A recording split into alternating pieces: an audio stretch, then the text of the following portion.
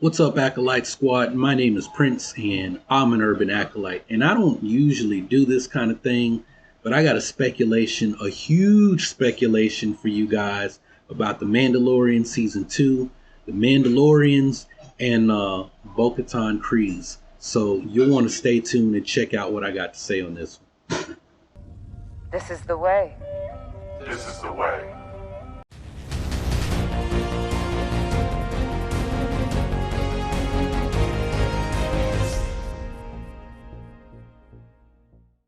All right, y'all, like I said, I'm trying to stay away from speculations and theories. I actually have a lot of speculations, but I don't talk about them. I don't share them.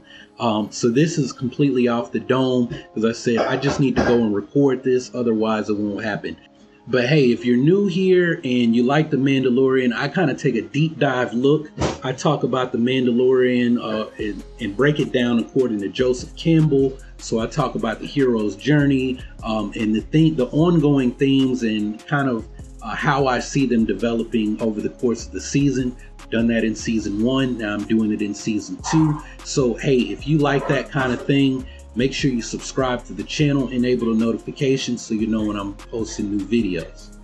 Okay, so my speculation actually came after reading this article that showed up on the direct beta or the direct.com. The title is The Mandalorian Season 2, New Promotional Image Features Star Wars Rebels Cruiser. So you're probably like, well, what does this cruiser have to do with The Mandalorian? So I'm going to skip down here. So it said Reddit user Faywatch uncovered a new release from Topps, which featured a brand new The Mandalorian Season 2 trading card. The new design showcased an ACOLYTES class command cruiser, which is a ship that was originally created for the Star Wars Rebels animated series, right? So here's the cruiser Topps trading card. I'm not into ships. I completely missed that. If you like talking about ships, maybe Star Wars Explained, Alex and Molly, maybe Alex and Molly will talk about that. I know what's the guy's name? I just forgot his name. Eckhart's Ladder, that's his name. Maybe Eckhart's Ladder. I know he likes talking about ships and piloting and all of that stuff. He might know something else about it. So check his channel. Maybe he'll cover this. I don't know. I've never spoken to the dude, right? But why this is important to me. So skipping down here, it says the presence of an ACOLYTES class command cruiser in The Mandalorian Season 2 isn't a surprising addition in the show's lore, especially after revealing that there are still remnants of the Empire that are lurking in the shadows. In a way, this could potentially hint that this specific ship could very well be Moff Gideon's base of operations.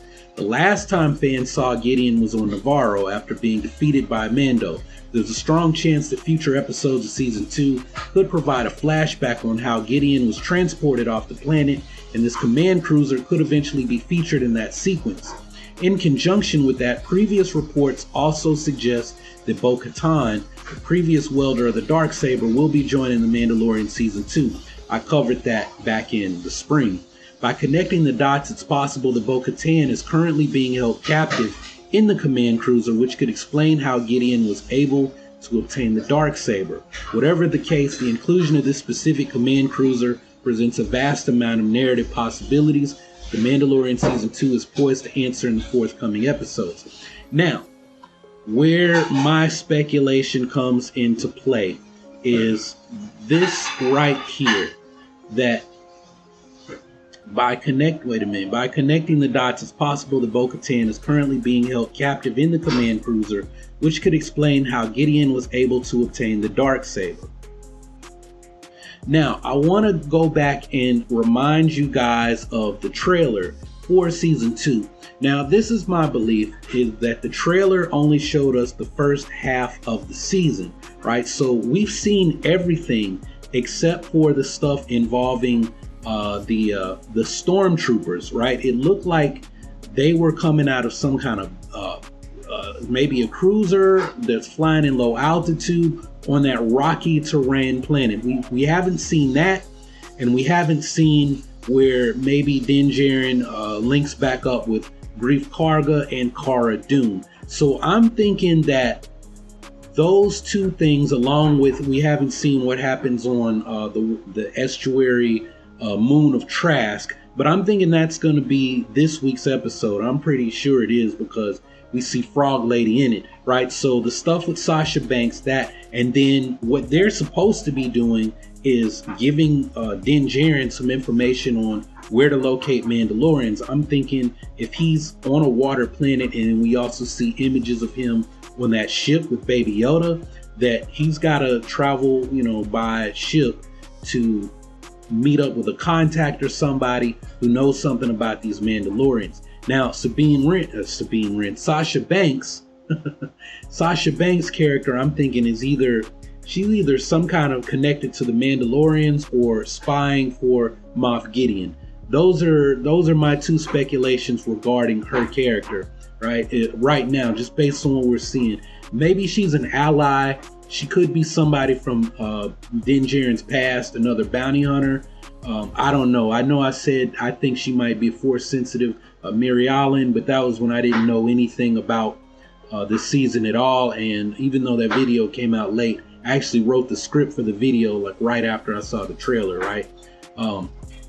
So that's that. I still stick to, hey, there's a possibility that she's also force sensitive and everything I said. But now that we have a little bit more information and the episode comes out, it's already Thursday where I am. So tomorrow, basically, like in, I say 27 hours, the episode will be out for me. I'm thinking that she's either a former associate of Dinn Djarin's, a Mandalorian, or someone who knows something about the Mandalorians there, or working with Moff Gideon. So where I'm going with this is, if we assume that Bo-Katan is being held prisoner by the Empire, which I don't know why they wouldn't just execute her, but maybe they're using her to flush out the remaining Mandalorian cells. I don't know, but I think they just go ahead and kill her. But or maybe she's just recently been captured. That's also a possibility as well. We don't know how long Moff Gideon has actually had the Darksaber, right? They could have had, the night of the night of 1,000 tears, right? And then Bo-Katan then went into hiding, and it's taken this long to flush her out and capture her, and they're using her to capture, to locate other Mandalorian cells and get rid of the rest of them, right? And maybe that's something that Moff Gideon is doing to finish what he started, in a sense, right? Because he doesn't want them rising up in some way, shape, or form to take down whatever his plans are, which I haven't talked about this, and I'm trying to plan out a video on this, but I think some of his plans might play into some of Palpatine's plans as well. We'll have to wait and see on that one, right? But it's just interesting. Palpatine's trying to figure out cloning Force users, and we've got this doctor who knows a lot about cloning, who wanted to conduct experiments on Baby Yoda, who's a Force user, right? So, like I said, I think that they might have some agendas that go along with each other.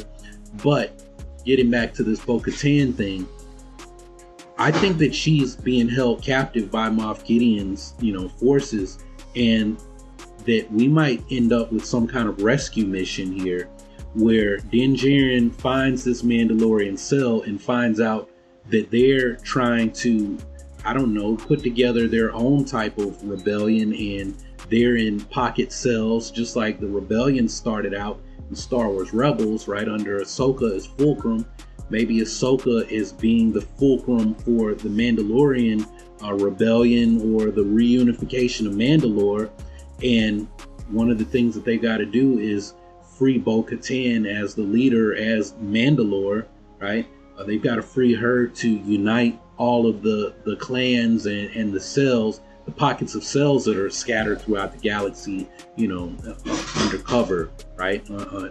Under fear of being, turned over to whoever, right? I don't know, these Imperial warlords who may all be working together as well, or serving the Sith Eternal that no one knows about and no one will know about until, for 25 years, until Palpatine, tells everybody, guess what, snitches, I'm back. I was never gone, right? I've been keeping check on y'all this whole time, right?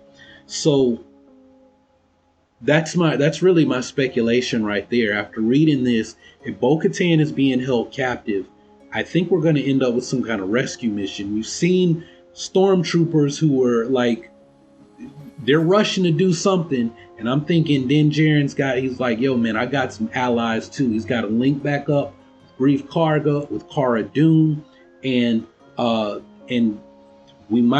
this might be the big thing for this season, is that the big story ultimately is rescuing Bo-Katan Kryze, and that's where they come into contact with Moff Gideon, and he's using the Darksaber, and he's doing a lot of fighting, and we start to find out what his bigger plans are. Of course, I don't think